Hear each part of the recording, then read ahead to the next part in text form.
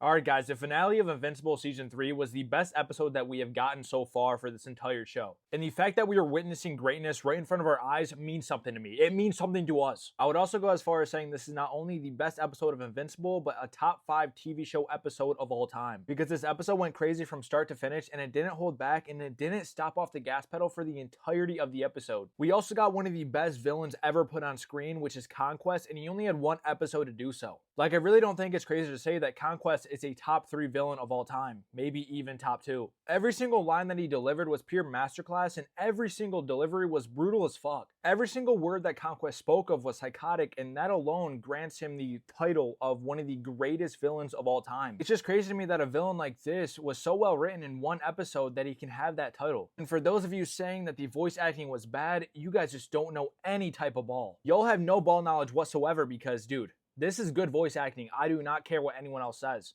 Jeffrey Dean Morgan did a phenomenal job here, and if you think otherwise, you shouldn't even be able to hear. I'm telling y'all right now. The absolute bars that was written for this character were absolutely insane. Like, look at this. No one wants to be my friend. They think I am unstable. I don't even get a real name, only a purpose. Brother, that is like one of the hardest lines that I've ever heard a villain say. On top of all that, Conquest is one of the most menacing villains of all time because he blew a bubble of blood and then changed it into a heart. Like, what are we talking about? This is complete heat. My mind is blown at how good this character was written. And villains that get a whole season of written dialogue or written character development do not even compare to this guy when he only had one episode. You're telling me he blew a bubble of blood and then created a heart out of it in Mark's face? Like, buddy, I do not want anything to do with Conquest. Like, I'm getting fucking torched. Adam Eve was also the most clutch character in this episode because what was this?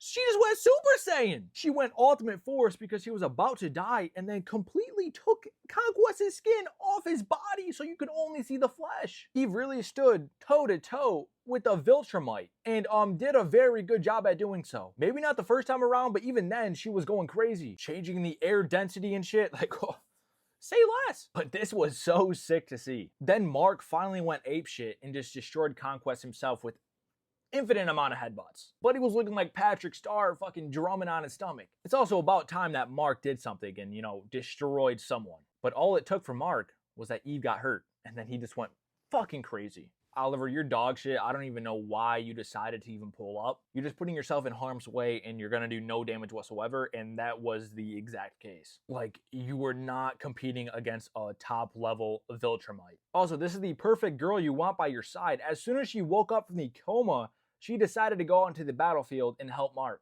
Would Amber do that? Nah.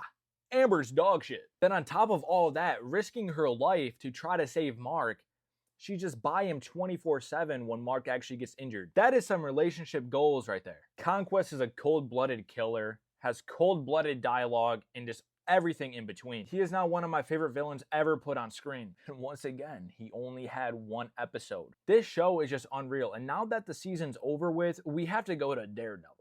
Are you serious, bro? Nothing is competing with Invincible because it's just that good. And now going to Daredevil, I'm just going to be missing and reminiscing the time that I had with Invincible. Because Daredevil does not touch the show at the slightest bit. Let me know what you guys thought about the season 3 finale for Invincible because this was absolute heat. I'm going to feel empty until the next season releases.